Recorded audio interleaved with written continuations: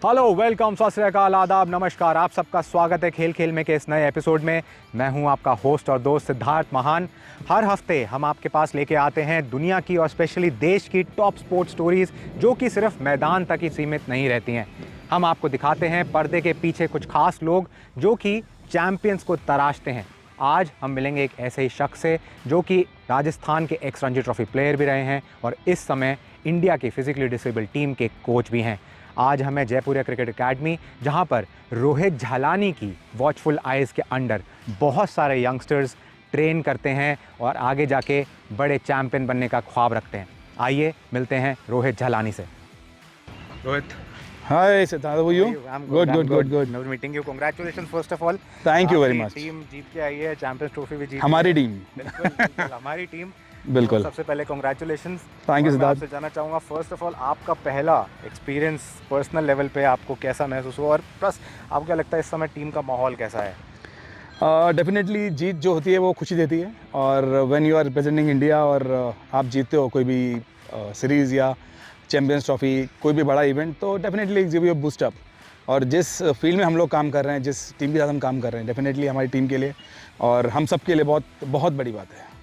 आपको एक पूरे इस टूर में और इनफैक्ट लास्ट कुछ मंथ्स में कि चैंपियंस ट्रॉफी आप लोग श्रीलंका में जाके जीते, आप लोगों ने बेंगलुरु में श्रीलंका को एक साथ इतने सारे मैचेस हराए, वाइट वॉश किया, आपको ऐसी क्या चीज़ लगी कि टीम में ख़ास है? Whether their batting is very good, whether their bowling, ऐसी क्या ख़ास बात आपको लगती है जो टीम की एक स्ट्रॉन्ग पॉइंट, एक यूएसपी है?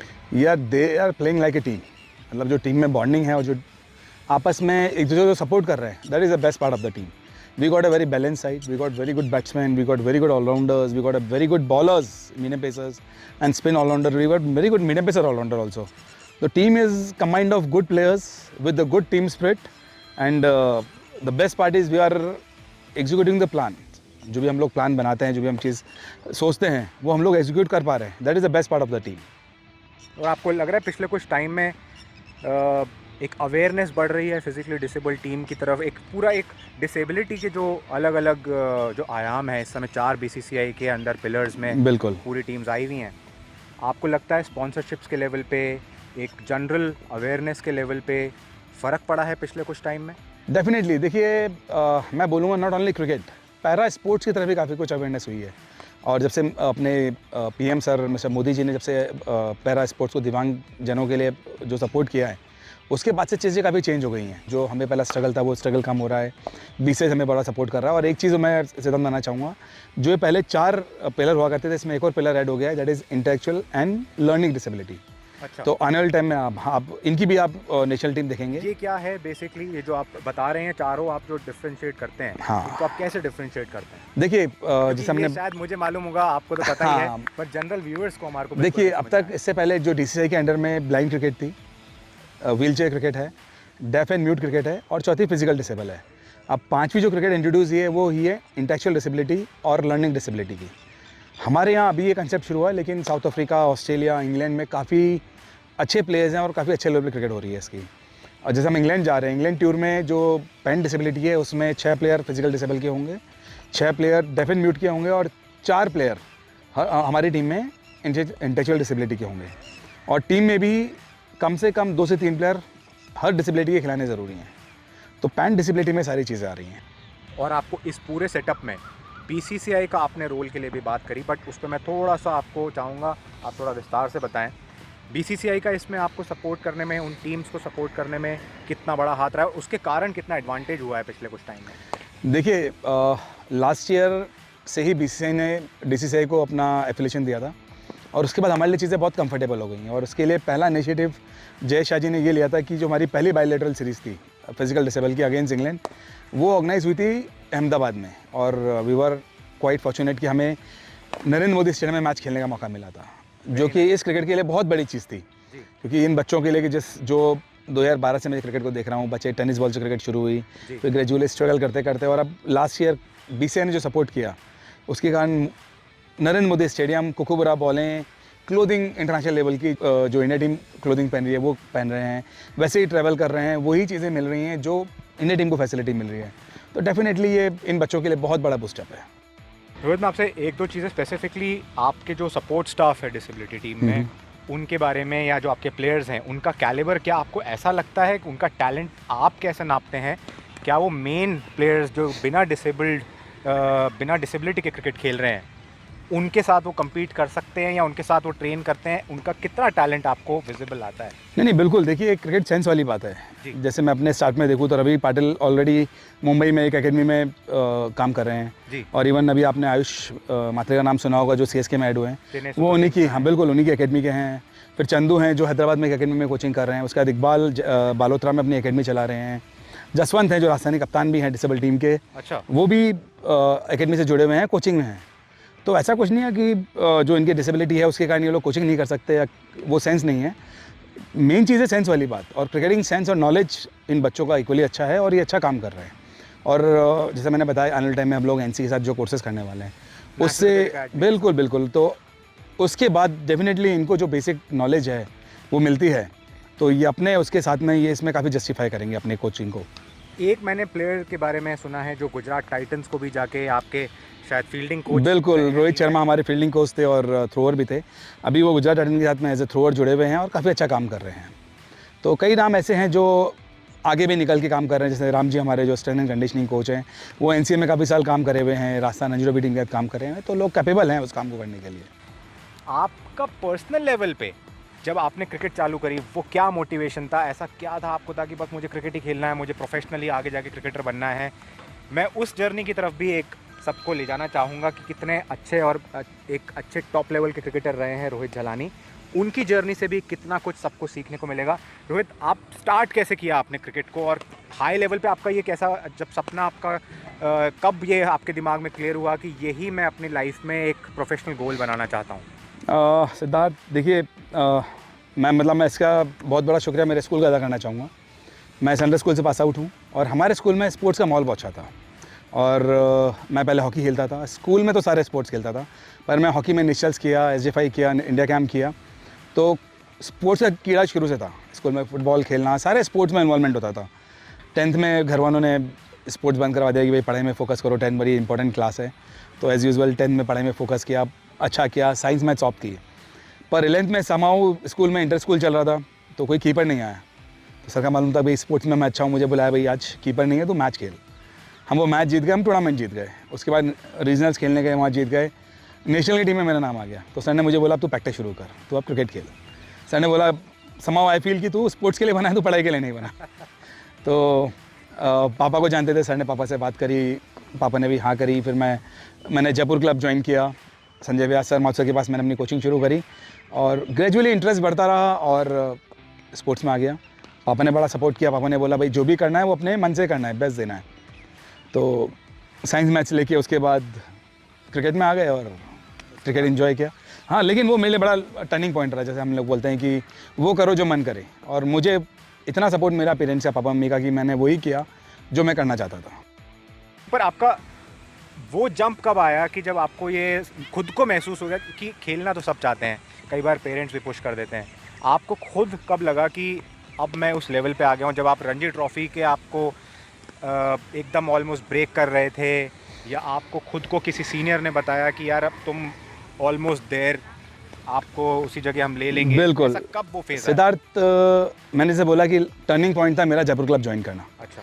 उस समय जयपुर क्लब में राजस्थान रंजी ट्रॉफी के 8 से 9 प्लेयर प्रैक्टिस करते थे। अच्छा। तो मैं उस माहौल में गया। उसके बाद संजय व्यास सर जो हमारे उस समय कोच थे, मेरे पहले कोच थे, उन्होंने पहली चीज़ ये बोली कि जब खेलो तो इंडिया खेलने की सोचना, तो ही क्रिकेट खेलना, वरना मत खेलना। तो कहीं ना कहीं वो चीज़ उन्होंने बड़ा मोटिवेट किया। मेरे सीनियर्स बड़े सपोर्टिव थे, उन्होंने बहुत एनकरेज किया, बहुत सपोर्ट किया। और फिर संजय व्यास सर मास्टर के मतलब गाइडेंस में, और मेरे जो सीनियर्स थे, मोनू भैया थे, असलम भैया थे, गगन भाई थे और जेडी भाई थे, इन लोगों ने बड़ा सपोर्ट किया, बड़ा मुझे प्रमोट भी किया, अगर मैं बोलना चाहूँगा। और भी सीनियर्स थे, संजीव वलन हुआ करते थे, जिन्होंने, अनुज माथुर हुआ करते थे, जिनसे काफ़ी कुछ सीखने को मिला। और उस समय जयपुर क्लब में इतना पॉजिटिव माहौल होता था कि आप यदि प्रैक्टिस करने जाते हो तो आपको लगता था कि आप राजस्थान नहीं खेल रहे तो आप का खेलना फ़ायदेमंद नहीं है। और नॉट ओनली राजस्थान, वहाँ हमें सपना दिखा इंडिया खेलने के लिए। तो मेहनत और प्रैक्टिस उस हिसाब से शुरू हुई और इसी ने किक दी और फिर खेलते चले गए, आगे बढ़ते जितना खेल सकते थे। आपका क्या मानना है कि आज के सिनेरियो में कितना इंपॉर्टेंस है डोमेस्टिक क्रिकेट का, स्पेशली जब हमारे इंटरनेशनल प्लेयर्स ऑलरेडी हमारे पैक्ड कैलेंडर्स हैं, उसमें वो लोग डोमेस्टिक क्रिकेट में कितना टाइम दें, या आपके हिसाब से उनको कोई ज़रूरत नहीं है? नहीं, देखिए सिद्धार्थ, मैं बोलना चाहूँगा कि definitely they should give time to the domestic cricket. अच्छा, क्योंकि अपन बात कर रहे हैं टॉप हमारे सीनियर प्लेयर। बिल्कुल बिल्कुल बिल्कुल। देखिए, मैं नहीं बोल रहा कि ज़्यादा मैचेस खेलें या कितने खेलें, लेकिन उनका इन्वॉल्वमेंट होना चाहिए। क्योंकि आज जो, जैसे हमने बोला अभी, रोहित शर्मा और विराट कोहली बाहर चले गए, हम रिप्लेसमेंट की बातें कर रहे हैं, तो रिप्लेसमेंट इसी क्रिकेट से आएगा जी। तो वो लड़के तैयार करना, अपना एक्सपीरियंस शेयर करना। आज रोहित शर्मा और विराट कोहली खेलते हैं, वो कितना खेलेंगे पता नहीं, लेकिन जो बच्चे खेल रहे हैं साथ में उनके 9-10, उनके लिए एक मोमेंट होगा बहुत कुछ सीखने के लिए। क्योंकि ऑन द फील्ड जो लर्निंग होती है, जो एक्सपीरियंस विराट कोहली के पास है, वो अपने बच्चे का शेयर कर रहा है। तो डेफिनेटली हमारे पास कई ऐसे प्लेयर तैयार हो सकते हैं जो कि फ्यूचर के लिए हमारे पास बहुत बड़ा एसेट हो जाएंगे। मैं मुंबई क्रिकेट की बात करूँगा, मुझे अच्छी तरह याद है मुंबई क्रिकेट में पहले कोई भी इंटरनेशनल प्लेयर हो, यदि वो इंडिया में है तो वो रणजी ट्रॉफी मुंबई के लिए ज़रूर खेलता था। इवन वो क्लब क्रिकेट भी खेलता था, तो उससे एक क्रिकेट का एटमॉस्फेयर और क्रिकेट का जो अपन लेवल बोलते हैं वो काफ़ी हाई हो जाता है। तो डेफिनेटली डोमेस्टिक क्रिकेट पे फोकस करना चाहिए, और जितना हो सके सीनियर प्लेयर को अपनी तरफ से आके इस क्रिकेट को खेलना चाहिए, जिससे कि क्रिकेट को गिव बैक कर सकें और क्रिकेट के लेवल को बढ़ा सकें और अपना एक्सपीरियंस बच्चों को शेयर कर सकें, तभी तो बच्चे आगे निकलेंगे। तो ये तो अच्छी बात है यदि वो खेलते हैं तो। आपके हिसाब से बहुत इंटरेस्टिंग एक स्टेप है और बहुत इंपॉर्टेंट है कि बीसीसीआई ने हमारे सारे प्लेयर्स को इंस्ट्रक्ट किया है कि आप बीच में जो भी अगर इंटरनेशनल कमिटमेंट्स हैं, आप ब्रेक ना लें, आप जाके डोमेस्टिक क्रिकेट खेलें। आपके हिसाब से बहुत ज़रूरी स्टेप रहा है। हाँ, हमें यदि नई क्रिकेट वापस उसी लेवल पे लेके जानी है, और जैसे हमने देखा कि हम पिछले कुछ टाइम से टेस्ट क्रिकेट में स्ट्रगल कर रहे हैं, तो डेफिनेटली हमें हेल्प करेगा आने वाले टाइम में जाने के लिए। इवन मैं तो बोलूँगा यदि रोहित शर्मा और विराट अभी डोमेस्टिक खेलते हैं 1 साल, तो वो खेलना उनका टीम के लिए अच्छा है, आने वाले प्लेयर्स के लिए अच्छा है। अपना एक्सपीरियंस ऑन फील्ड वो प्लेयर्स का शेयर करें। जैसे आप एंडरसन को देख सकते हैं, इंग्लैंड में डोमेस्टिक खेल रहे हैं। डेफिनेटली जो 3 बॉलर्स वो उनके साथ खेल के जो सीखेंगे, उससे बढ़िया लर्निंग नहीं हो सकती। आज जो लर्निंग ग्राउंड पे विराट और रोहित दे सकते हैं किसी प्लेयर को कंडीशन के हिसाब से और बाकी चीज़ों को लेके, उससे बढ़िया लर्निंग क्या होगी। मैं सबको एक चीज़ पॉइंट आउट करना चाहूँगा कि ये बहुत कम कोचेज़ जो होते हैं वो ऐसे होते हैं कि वो ग्रास रूट पे जाके काम करते हैं। इन्होंने ना केवल बॉयज़ क्रिकेट में, इन्होंने लड़कियों को भी मोटिवेट किया है कि वो आगे बढ़ें, उन पे मेहनत करते हैं। इनके यहाँ पर एकेडमी में लड़कियों को ट्रेन किया जाता है, स्पेशल इनिशिएटिव्स लिए जाते हैं। रोहित, मैं आपसे ये स्पेसिफिकली लड़कियों को लेके एक बात करूँगा कि आपके यहाँ पर गर्ल्स क्रिकेट को और विमेंस क्रिकेट को काफ़ी सपोर्ट मिलता है। मैंने अभी देखा कि काफ़ी सारी बहुत छोटी बच्चे अभी यहाँ पर आके क्रिकेट पिक कर रही हैं। तो ये एक आपके दिमाग में कैसे आया? क्योंकि ज़्यादातर जिस तरीके के जिस लेवल पे आप खेले हुए हैं, ज़्यादातर उस लेवल पे कोई खेला होता है तो उनका ध्यान सिर्फ या तो रणजी ट्रॉफी के स्पेसिफिक प्लेयर्स पे होता है, या वो आईपीएल में कहीं ना कहीं अपनी हेल्प करने चले जाते हैं, या फिर वो अपनी अकेडमी में सिर्फ और सिर्फ बॉयज़ को ट्रेन करते हैं। आपके माइंड में ये एक पूरा ओवरऑल विचार कैसे आया कि हाँ, मेरे एकेडमी में लड़कियाँ भी होनी चाहिए, मैं उनको भी ट्रेन करना चाहूँगा? जब हमने क्रिकेट शुरू करी, मैंने जब अकेडमी शुरू करी 17 में 18 में, जब अपना वुमेंस क्रिकेट बीसीसीआई के अंडर में आ रहा था, उस समय कोई ऐसा सेटअप नहीं था, ऐसी कोई फैसिलिटीज़ नहीं थी लड़कियों के लिए कि जो लड़कियों को स्पेसिफिक कोचिंग कर सके। अच्छा। तब हम लोगों ने एकेडमी में गर्ल्स कोचिंग फ्री शुरू करी, और अभी भी सुबह मॉर्निंग में जयपुरिया में ओनली गर्ल्स के नेट होते हैं, स्पेसिफिक फॉर गर्ल्स। तो गर्ल्स क्रिकेट को तभी से फोकस किया। उस समय हमने 25 बच्चियों को हमने गोद लिया और उनको हमने कोचिंग का काम किया 2 साल। उसमें से 18 बच्चियाँ राजस्थान के लिए खेली, और अब कई लड़कियाँ अभी भी खेल रही हैं और अच्छे लेवल पे खेल रही हैं। और अब तो आप देख रहे हैं कि वुमेंस कितनी, मतलब लड़कियाँ कितनी तेज़ी से आगे बढ़ रही हैं। और अभी आपको मैं नंबर्स दिखाऊंगा, इतनी बच्चियाँ हैं और लीड कर रही हैं। और बेस्ट पार्ट है कि हमने गर्ल्स और बॉयज़ का अलग नहीं कर रखा, शाम को वो साथ में ही खेल रही हैं। इक्वलिटी का मुझे लगता है कहीं ना कहीं एक एहसास होना चाहिए कि वो बराबर है, क्योंकि ये फीलिंग देना भी बहुत ज़रूरी है कि वो किसी से कम नहीं है। आपको मैं दिखाता हूँ बच्चियाँ अभी जैसे वार्म अप कर रही हैं, तो आदि आप बच्चियाँ देख रहे हैं। मैं चाहूँगा हमारा कैमरा वहाँ थोड़ा सा पैन हो, दिखाएं कि कितनी सारी लड़कियाँ यहाँ पर बॉयज़ के साथ ट्रेन कर रही हैं, और ये बहुत यूनिक नज़ारा है, सब जगह देखने को नहीं मिलता है।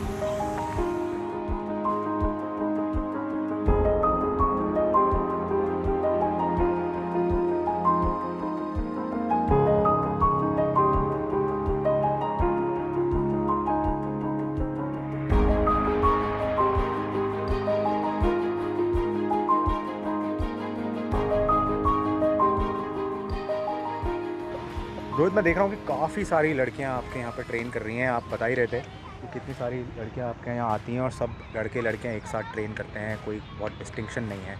आपको क्यों ऐसा लगा, आपके माइंड में ऐसा क्या प्लान था कि इसका साथ ट्रेन करने से बहुत उनको फ़ायदा होगा? देखिए समाओ पहले ये चीज़ हम लोग इक्वलिटी की बात करते हैं तो एक फील देना ही बहुत ज़रूरी है। ओनली बात करने से काम नहीं चलेगा, उनको वो एटमॉस्फेयर, उनको कंडीशंस देनी पड़ेगी कि उनको लगे कि ये चीज़ हो रही है। और अभी मैं देख रहा हूँ कि बहुत फ़र्क पड़ रहा है। आजकल जो बच्चियाँ साथ में ट्रेन कर रही है वो काफ़ी जल्दी डेवलप कर रही हैं, काफ़ी जल्दी इंप्रूव कर रही हैं और रिजल्ट बहुत पॉजिटिव आ रहे हैं। विमेंस क्रिकेट इन जनरल आपको किस ओर मूव करती हुई आपको दिख रही है कि आगे आने वाले समय में विमेंस क्रिकेट से हम क्या एक्सपेक्ट कर सकते हैं? हालांकि WPL से थोड़ा सा विमेंस प्रीमियर लीग से काफ़ी फ़र्क पड़ा है, बट आपके हिसाब से, क्योंकि आप बच्चों को ट्रेन भी करते हैं, आप काफ़ी क्लोजली यंगस्टर्स को फॉलो करते हैं, आपके हिसाब से विमेंस क्रिकेट किस डायरेक्शन में जा रही है? देखिए मैं तो कह रहा हूँ कि बहुत तेज़ी से आगे बढ़ रही है। हम 10 साल पहले यदि बात करें कि वुमेन क्रिकेट में कोई नाम बताओ तो शायद 1-2 नाम हमें लेने में तकलीफ होती थी, पर हम बात करें तो बच्चे आजकल पूरी 11 गिला देते हैं और नए नए स्टार्स आ रहे हैं। मतलब क्रिकेट बहुत तेज़ी से डेवलप है और जिस हिसाब से नए स्टार्स आ रहे हैं, जिस गेम में स्टार्स आएंगे वो गेम तेज़ी से बढ़ेगा। और अब वुमेंस क्रिकेट में स्टार्स आ गए हैं, स्मृति मंदाना का नाम ले, हरमनप्रीत कौर का नाम ले, तो ये स्टार्स हैं जो क्रिकेट को ऊपर लेके जा रहे हैं। हम इंडियन क्रिकेट की बात करें तो कपिल देव एक नाम आया जिससे क्रिकेट का बड़ा बहुत अलग लेवल पे चले गई। महेंद्र सिंह धोनी आए, सचिन आए, तो ये वो नाम थे, ये स्टार्स थे जिन्होंने क्रिकेट को अलग लेवल पे ले गए। सेम ऐसे स्टार्स अब वुमेंस क्रिकेट में आ गए हैं जो उस क्रिकेट को बिल्कुल चेंज करने के लिए तैयार हैं। मिताली राज, स्मृति मंदाना, हरमनप्रीत कौर, रॉड्रिक्स हो गई हैं, शेफाली हो गई हैं, तो ऐसे स्टार्स आ गए हैं जो क्रिकेट को अलग लेवल पे लेके जा रहे हैं। आपको apart from cricket, women's cricket, men's cricket, apart from cricket, आपको इंडिया का स्पोर्ट्स कल्चर ओवरऑल कैसे दिखाई देता है और आपको क्या लगता है कि हमारे को क्या चेंजेस कर लेने चाहिए हैं कि जिस तरीके से हमारी क्रिकेट इतनी ऊपर चली गई है और एक इतना डोमिनेंट स्पोर्ट बन गया है वर्ल्ड ओवर, हम लोग एक वर्ल्ड बीटिंग टीम है, उस तरीके से बाकी स्पोर्ट्स में भी हमारे एथलीट्स एक टॉप पे आ जाए, ऐसा क्या होना चाहिए? जैसे मैंने बोला मुझे क्रिकेट पसंद था लेकिन मैं हॉकी से आया, तो हर बच्चे की अपनी चॉइस है। और अब जैसे मैंने बोला, नीरज चोपड़ा एक ऐसा स्टार पैदा हुआ जिसके हम जेवलिन थ्रो के और भी प्लेयर्स देख रहे हैं। हॉकी हम बहुत तेज़ी से आगे बढ़ रहे हैं, बैडमिंटन में हम लोग अच्छा कर रहे हैं। तो डेफिनेटली जैसे मैंने बोला कि बेसिक यदि हम अच्छा करते हैं, ग्रासरूट लेवल पे हम अच्छे एथलीट तैयार करते हैं और बच्चों को स्कूल लेवल पे अच्छे से तैयार कर पाए तो हमें हर गेम में अच्छे स्टार्स मिलेंगे। और जैसे मैंने बोला, जहाँ स्टार्स निकलते हैं वो गेम बहुत तेज़ी से बढ़ता है। आप चाहे टेनिस की बात करें, चाहे बैडमिंटन की बात करें, चाहे हॉकी की बात करें, फुटबॉल की बात करें, जो फुटबॉल मेरे हिसाब से आने वाले टाइम में बहुत बड़ा गेम होने वाला है हिंदुस्तान में। ऐसे हर गेम में यदि स्टार्स निकलते हैं, उनको उसमें अच्छा इंफ्रा तैयार होता है तो हर गेम में हमें अच्छे प्लेयर्स मिल जाएंगे। आज हम बात करते हैं JSW की। JSW ने जो अपना इंफ्रास्ट्रक्चर तैयार किया उसमें कई एथलीट तैयार हो रहे हैं। उड़ीसा ने जब से हॉकी का एनवायरनमेंट तैयार करा है और अब इवन बैडमिंटन में भी काम कर रहे हैं, तो अलग लेवल पे लेके जा रहे हैं। तो इंडिया में अब हर स्पोर्ट्स पे काम हो रहा है, ओनली क्रिकेट तक सीमित नहीं है। ओनली नॉर्मल स्पोर्ट्स की बात नहीं कर रहा, मैं बात कर रहा हूँ पैरा स्पोर्ट्स की भी। आप पैरा स्पोर्ट्स में जो हम लोगों ने ओलंपिक में मेडल की टैली बढ़ाई है, डेफिनेटली हम लोगों के लिए बहुत पॉजिटिव साइन है ये। राइट। मैं एक चीज़ ज़रूर पॉइंट आउट करना चाहूँगा, अभी रोहित ने बताया कि यहाँ पर बहुत सारे दूसरे स्पोर्ट्स को भी प्रमोट किया जाता है। रोहित, कोई ऐसी जगह है जहाँ से वैंटेज पॉइंट से हम सारा एक एरिया आपका जो है जहाँ आइए सिद्धार्थ, आपको मैं लेके चलता हूँ ऊपर। आइए।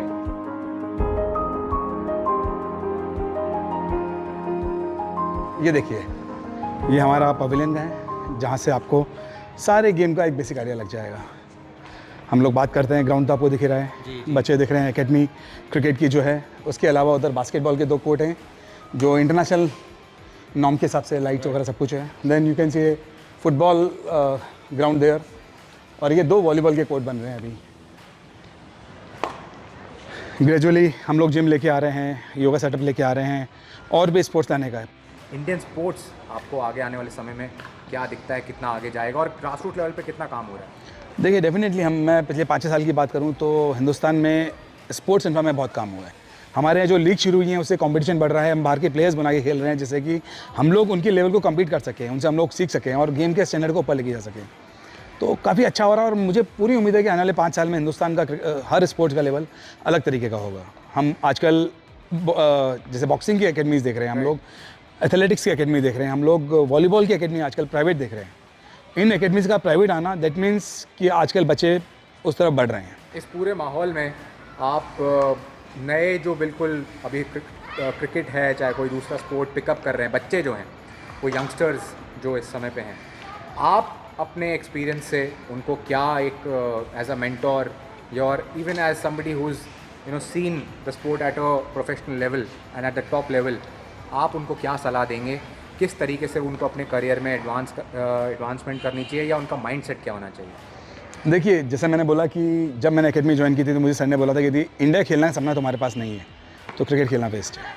डेफिनेटली यदि कोई बच्चा प्रोफेशनल क्रिकेट खेलना चाहता है तो मैं बोलूँगा कि जब तक हिंदुस्तान खेलने का सपना ओनली सपना नहीं, उसके लिए क्या रोड मैप है, आप क्या प्रिपरेशन कर रहे हैं।